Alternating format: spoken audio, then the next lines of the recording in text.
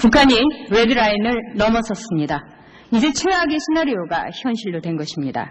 이렇게 된 데는 이 정부가 갖고 있는 북한에 대한 대북 인식이 가장 큰 문제점이 있었다고 생각합니다. 한정숙 총리 나와주십시오.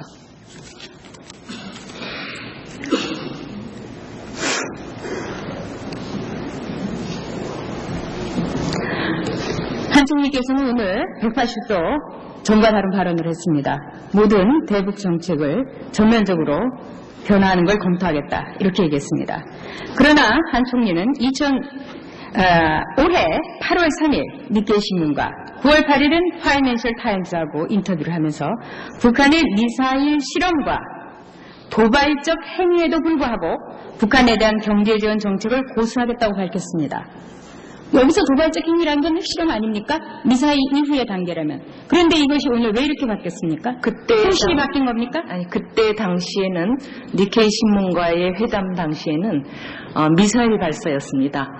미사일 발사 이후에 우리가 대북 지원에 있어서 그 쌀과 비료 지원을 중단했습니다.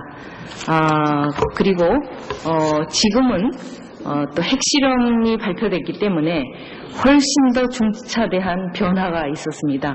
이 변화에 따른 또 다른 조치를 할 수밖에 없는 처지다 이렇게 생각합니다.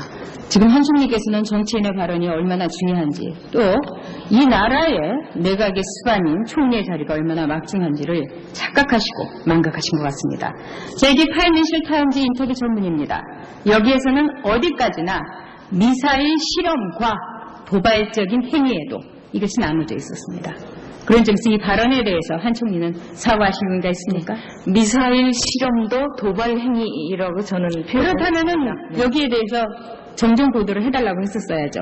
미사일 실험과 그런 다음에 도발적 행위에도 불구하고. 그때 당시의 인터뷰는 미사일 실험 자체를 가지고 얘기를 했기 때문에 미사일 실험 자체도 용납할 수 없는 도발 행위라고 제가 표현했습니다. 그럼 그렇게 했어야 되는데 왜 이렇게 두 군데서 똑같은 내용이 그 다음 단계로서 나왔는가? 그건 확인을 하겠습니다.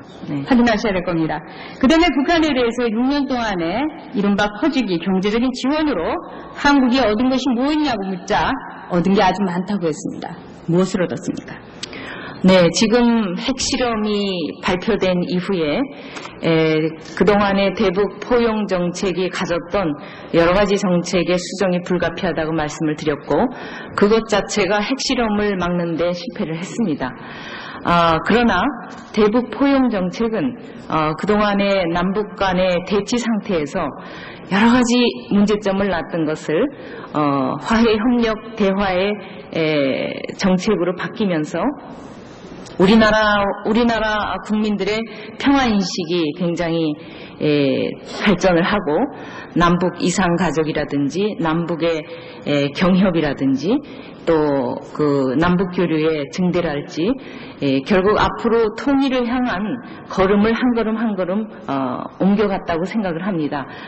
그럼에도 불구하고 지금 핵실험이 발표됐기 때문에 저희들은 굉장히 난감해하고 있습니다. 그 결과가 핵실험 아니겠습니까? 얻은 것이 결국은 핵실험을 얻은 거 아니겠습니까? 그리고 남북 그 경협이라든가 그 모든 것도 투명성이 보장되지 않았기 때문에 결국 핵실험을 만드는 도구를 쓰였다는 걸 어떻게 거기에 대해서 그렇지 않다는 걸 증명하실 수가 있겠습니까? 네, 증명할 수 없을 겁니다. 네. 그 다음에 또 하나 말씀드리고 싶은 것이 있습니다. 지금 남북 이산가족들의 그 만남 이걸 얘기했습니다. 독일도 서독도 동독에 대해서 많은 지원을 했습니다. 그런데 그 지원의 목적은 정치범의 석방 또한 국군 포로의 송환, 사람 데려오기였습니다. 한 명이라도 데려온 적 있습니까? 네, 지금 저희들은 노력하고 있습니다. 이것은 상대가 있는 것이기 때문에 북한과의 그 협상 과정이 굉장히 어렵습니다.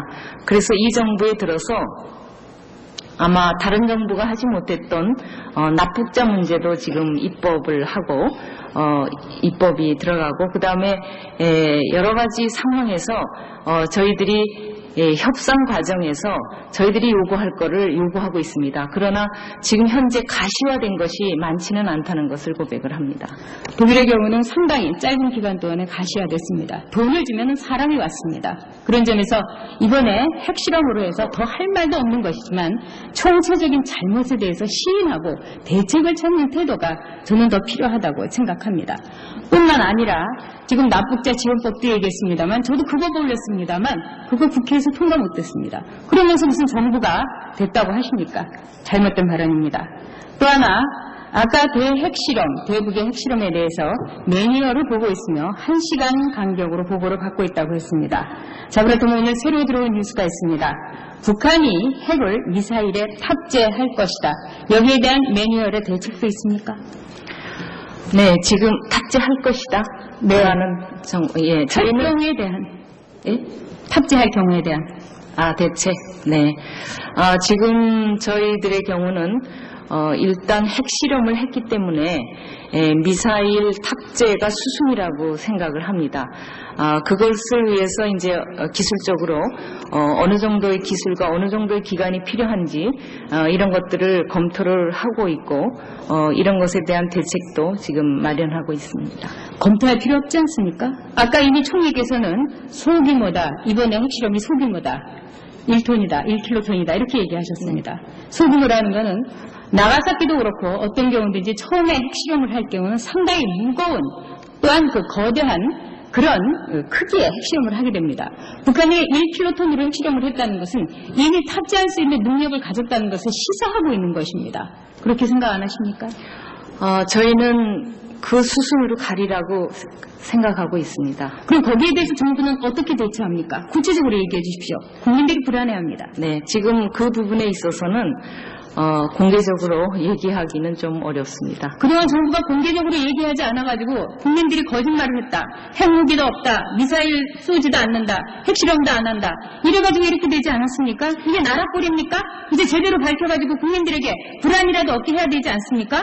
네. 대책이 있다고 얘기해야 되지 않겠습니까, 총리? 지금 구체적으로 핵실험을 한 상태이기 때문에 앞으로 탑재까지 갈 것이라는 우리의 예측이지 지금 탑재를 할 수 있는 기술이 마련됐다든지 그런 것에 대한 정보는 아직 없습니다. 그래서 저희들은 그런 가능성에 대해서 대비를 하고 있다는 말씀을 드립니다. 앞에서는 그럴 가능성이 아니라 그럴 수 있다고 대답하지 않으셨습니까? 아니 8월 달에 한 인터뷰도 뒤집으면서 방금만 발언도 뒤집으시면 어떡합니까? 이 북한의 미사일이라는 것은 어느 정도의 미사일에 탑재를 하게 되면 어느 정도의 위력이 있다고 생각하십니까? 구체적으로 국민들에게 설명해 주십시오. 그것이 어느 정도의 범위와 용량이냐에 따라서 다를 것이라고 봅니다. 용량하고 관계없습니다. 한 20만 명 정도가 사망할 수 있고 그 이외에 여러 가지 후유증이 동반될 것이라고 생각하고 있습니다. 히로시마와 같은 그러한 범위의 20킬로톤이라는 정도로 생각한다면 핵무기를 한경도에서 쏘면은 서울 상공에 얼마면 도착한다고 그 매뉴얼에 써 있습니까? 수분입니다. 수분이 아니라 이거는 음속보다도 더 빠른 속도로 오게 됩니다. 그렇기 때문에 이런 모든 위험에 대해서 이야기를 해야 됩니다. 국민들이 평화적 인식을 갖게 했다는 것은 안보 불감증을 갖게 한 거하고 다른 게 뭐가 있습니까? 그 점에 대해서도 인정하셔야 되지 않겠습니까? 저는 안보 불감증은 나쁘다고 생각합니다. 항상 긴장돼 있어야 됩니다. 그러나 과도한 불안감 이런 것으로 인해서 국민들이 불안해하고 또 시장의 동향이 요동치는 그러한 상황도 우리는 생각해야 된다고 봅니다. 핵실험을 했습니다. 이거보다 더 나쁜 일이 있을 수 있습니까? 앞으로 어떤 시나리오가 있을 수 있습니까? 그렇다면 이보다 어떤 게 더 나쁠 수 있습니까? 이것은 중차대한 일이라고 생각합니다. 또한 앞서서 이종석 장관은 앞으로 북한이 어떻게 나올 것인가에 대해서도 그것은 말할 수가 없다 이렇게 얘기했습니다. 아니 그런 것을 말할 수 없다면 국민들에게 어떻게 이 안보 불안을 해소하라고 얘기할 수 있겠습니까? 여러 가지 총리께서 답해 주십시오. 그 정황에 대해서 조목조목 얘기해 주십시오. 여러 가지 정황에 대해서 다양한 안을 가지고 있다는 말씀을 드리겠습니다. 그 이외에 자세한 내용에 대해서는 지금 현 상태에서 말씀드리지 못하는 것을 좀 양해해 주시기 바랍니다. 상식적인 소원에서도 얘기할 수 있는 게 많지 않습니까? 이야기해 주십시오. 네, 지금 우리 현 상태에서는 가장 중요하게 여기는 것이 한미 동맹입니다. 그리고 우리가 한미 상호 방위 조약에 근거해서 방위 공약과 핵 우산 공약을 면밀히 검토를 하고 SCM에서 미국과의 관계에서 이런 것들을 계속 점검하고 확인해 나가는 일이 있습니다. 그리고 유엔에서의 국제 공조입니다. 유엔에서의 국제 공조를 통해서 또 다자간의 틀을 통해서 미국이 더 이상 도발을 할 수 없도록 국제적 공조를 죄송합니다. 그 말씀 오늘 하루 종일 하신 거 아닙니까? 제가 말하는 건 북한이 앞으로 어떻게 나오겠는가 그 예상입니다. 충분히 예측할 수 있지 않습니까? 북한이 어떻게 나오는가에 대해서는 여러 가지가 있을 수 있습니다. 북이 미국과 협상을 하기 위해서 하나는 협상의 제스처를 취할 수도 있고 또 하나는 제재가 가해지는 경우에 위험한 또 추가적인 도발 이런 것도 가능하다고 봅니다. 그래서 이러한 여러 가지 방안에 대해서 저희들이 대처를 하고 있다는 말씀을 드립니다. 아마 북한의 대납 압박은 그 전과는 달라지고 상당히 강도 높게 진행될 것입니다. 동의하십니까? 대남 압박? 예. 이미 우리는 핵인질이 됐지 않았습니까? 아까 김부겸 의원도 얘기한 대로. 그렇다면 지금 우리가 북한에 대한 지원을 해줘도 조공받듯이 받는 무슨 시혜를 베풀듯이 걷어가는 북한인데 앞으로 어떤 식으로 하겠습니까? 굉장히 많은 시나리오가 있다면 거기에 대해서 국민들께 밝혀야 되지 않겠습니까? 네, 우리는 유엔 제재에 동참할 것입니다. 그리고 지금 가지고 있는 대북 포용 정책에 대해서도 일정 부분 수정을 가할 것입니다. 이 수정을 가하는 것에 대해서는 초당적으로 협의를 하겠습니다. 총리께서 말씀하시는 건 지금 정부로서는 아무런 카드가 없다. 유엔에서 시키는 대로 하는 수밖에 없다. 이런 얘기 아닙니까? 그렇지는 않습니다. 그러면 유엔하고 달리 나가는 게 뭐가 있습니까? 유엔하고 달리 나가는 것은 지난번의 경우 미사일을 발사했을 때는 우리가 7장 원용을 반대했습니다. 그리고 지금 현재는 군사 제재에는 저희들이 반대할 예정입니다. 그러나 지금 논의 중이기 때문에 아직 좀 가상의 상태이기 때문에 아직까지는 그 논의 사항에 대해서 구체적으로 말씀드리기는 좀 어렵습니다.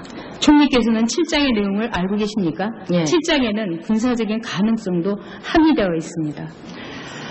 군사적인 가능성은 저희가 42조입니다. 군사 제재는 7장에도 있습니다. 바로 네, 7장 아닙니까? 예, 7장. 7장 7장인데 7장에 7장 42조 아닙니까? 그러니까 7장에 포함되어 있는 거 아닙니까? 그렇죠. 예. 그런 것도 헷갈리시면 어떡합니까? 아닙니다. 이거를 잘 아셔야 됩니다. 네. 제가 다시 한번 국민들이 오해할까봐 말씀을 드리겠습니다. 북한에 대해서 유엔의 제재 결의안이 7장을 원용하는 것에 대해서 저희들은 지지하고 동참을 할 것입니다. 근데 7장 안에 42조는 군사 제재입니다. 이 군사 제재는 이것을 제재안의 내용에 넣기 위해서는 다른 결의안이 또 다른 동의가 필요합니다. 그렇기 때문에 지금까지 유엔의 역사상 42조를 원용한 사례는 없습니다. 이 군사 제재가 만약에 원용된다면 우리는 반대할 수밖에 없다. 이렇게 말씀을 드릴 수가 있겠습니다. 그러나 지금 추진하고 있는 결의안에는 42조는 들어있지 않습니다. 지금 현재 42조는 들어있지 않지만은 어쨌든 유엔에서 말한 결의안대로 따라가겠다 그렇게 말씀하셨다면은 그걸 반대한 이후에는 어떻게 되겠습니까? 그러면 한국은 다시 북한하고 따로따로 외톨이를 놓을 수밖에 없는 거 아닙니다. 아닙니까? 42조는 어떤 대책이 있습니까? 네, 그러면? 42조는 지금 어떤 결의안에 대책이 있습니까? 포함되지 않고 있고 만약에 포함된다 그러면 우리는 반대를 해야 됩니다. 오늘 대통령님께서 5당 대표들과 그 말씀을 나누신 회동 자리에서도 함께 결의한 내용이 한반도에서 절대로 전쟁이 있어서는 안 된다는 것을 합의를 했습니다. 그 다음에 초당적으로 대응을 할 것, 그리고 지나치게 과도하게 사회적 불안을 일으키지 않도록 한다는 이 세 가지를 합의를 한 것으로 알고 있습니다. 그래서 지금 제가 전혁 의원님께 말씀드릴 수 있는 것은 우리가 지금 대북 포용 정책을 썼습니다만 이것은 결국 통해서 예산이 확보된 남북 경협 기금을 가지고 하는 거 아닙니까? 이 경협 기금도 실제적으로는 여야가 합의해서 통과시킨 부분입니다. 저랑 전희혁 의원도 통해 같이 있지 않았습니까? 요번에 2006년도에도 그게 제가 기억하기에 6,500억을 통과시켰는데 그때도 우리가 같이 있었습니다. 그렇기 때문에 실제적으로 대북 포용 정책에 있어서의 협력기금 지원 문제도 우리가 함께 결의를 한 것입니다. 그러나 지금 이 상황에서는 수정이 불가피하지 않을까 저는 그렇게 말씀드릴 수 있겠습니다. 현실에 대한 인식을 정확하게 하실 필요가 있겠습니다. 이준석 장관 나오십시오.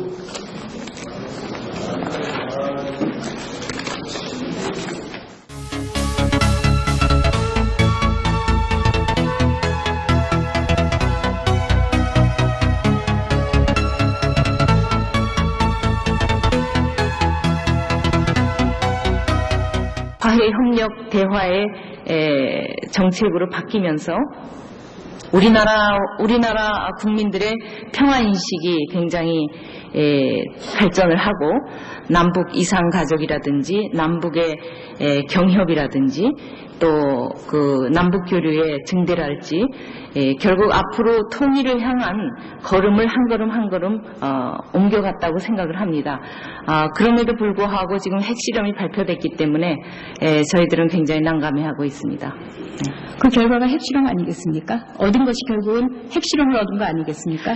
그리고 남북 그 경협이라든가 그 모든 것도 투명성이 보장되지 않았기 때문에 결국 핵실험을 만드는 돈으로 쓰였다는 걸 어떻게 거기에 대해서 그렇지 않다는 걸 증명하실 수가 있겠습니까? 네, 증명할 수 없을 겁니다. 네. 그 다음에 또 하나 말씀드리고 싶은 것이 있습니다. 지금 남북 이산가족들의 그 만남 이걸 얘기했습니다. 독일도 서독도 동독에 대해서 많은 지원을 했습니다. 그런데 그 지원의 목적은 정치범의 석방 또한 국군 포로의 송환, 사람 데려오기였습니다. 한 명이라도 데려온 적 있습니까? 네, 지금 저희들은 노력하고 있습니다. 이것은 상대가 있는 것이기 때문에 북한과의 그 협상 과정이 굉장히 어렵습니다. 그래서 이 정부에 들어서 아마 다른 정부가 하지 못했던 납북자 문제도 지금 입법을 하고 입니다. 지금 한총리께서는 정치인의 발언이 얼마나 중요한지 또 이 나라의 내각의 수반인 총리의 자리가 얼마나 막중한지를 착각하시고 망각하신 것 같습니다. 자, 이게 파이낸셜 타임즈 인터뷰 전문입니다. 여기에서는 어디까지나 미사일 실험과 도발적인 행위에도 이것이 나눠져 있었습니다. 그런 점에서 이 발언에 대해서 한 총리는 사과하실 의무가 있습니까? 미사일 실험도 도발 행위라고 저는 표현을 그렇다면은 여기에 대해서 정정 보도를 해달라고 했었어야죠. 미사일 실험과 그런 다음에 도발적 행위에도 불구하고. 그때 당시의 인터뷰는 미사일 실험 자체를 가지고 얘기를 했기 때문에 미사일 실험 자체도 용납할 수 없는 도발 행위라고 제가 표현을 했습니다. 그렇게 했어야 되는데 왜 이렇게 두 군데서 똑같은 내용이 그 다음 단계로서 나왔는가? 그건 확인을 하겠습니다. 네. 확인하셔야 될 겁니다. 그 다음에 북한에 대해서 6년 동안에 이른바 퍼주기 경제적인 지원으로 한국이 얻은 것이 무엇이냐고 묻자 얻은 게 아주 많다고 했습니다. 무엇을 얻었습니까? 네, 지금 핵실험이 발표된 이후에 그동안의 대북 포용 정책이 가졌던 여러 가지 정책의 수정이 불가피하다고 말씀을 드렸고 그것 자체가 핵실험을 막는 데 실패를 했습니다.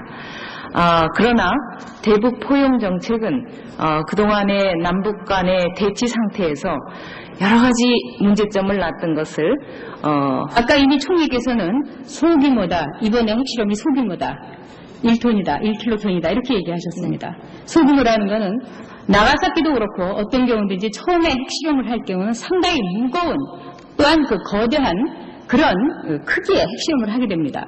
북한이 1킬로톤으로 핵실험을 했다는 것은 이미 탑재할 수 있는 능력을 가졌다는 것을 시사하고 있는 것입니다. 그렇게 생각 안 하십니까? 저희는 그 수순으로 가리라고 생각하고 있습니다. 그럼 거기에 대해서 정부는 어떻게 대처합니까? 구체적으로 얘기해 주십시오. 국민들이 불안해합니다. 네, 지금 그 부분에 있어서는 공개적으로 얘기하기는 좀 어렵습니다. 그동안 정부가 공개적으로 얘기하지 않아가지고 국민들이 거짓말을 했다. 핵무기도 없다. 미사일 쏘지도 않는다. 핵실험도 안 한다. 이래가지고 이렇게 되지 않았습니까? 이게 나라꼴입니까? 이제 제대로 밝혀가지고 국민들에게 불안이라도 얻게 해야 되지 않습니까? 네. 대책이 있다고 얘기해야 되지 않겠습니까, 총리? 지금 구체적으로 핵실험을 한 상태이기 때문에 앞으로 탑재까지 갈 것이라는 우리의 예측이지, 지금 탑재를 할 수 있는 기술이 마련됐다든지 그런 것에 대한 정보는 아직 없습니다. 그래서 저희들은 그런 가능성에 대해서 대비를 하고 있다는 말씀을 드립니다. 앞에서는 그럴 가능성이 아니라 그럴 수 있다고 대답하지 않으셨습니까? 아니 8월 달에 한 인터뷰도 뒤집으면서 방금만 발언도 뒤집으시면 어떡합니까? 그게 북한의 갈 것이라는 미사일이라는 것이다. 북한이 레드라인을 넘어섰습니다. 이제 최악의 시나리오가 현실로 된 것입니다. 이렇게 된 데는 이 정부가 갖고 있는 북한에 대한 대북 인식이 가장 큰 문제점이 있었다고 생각합니다. 한정수 총리 나와주십시오.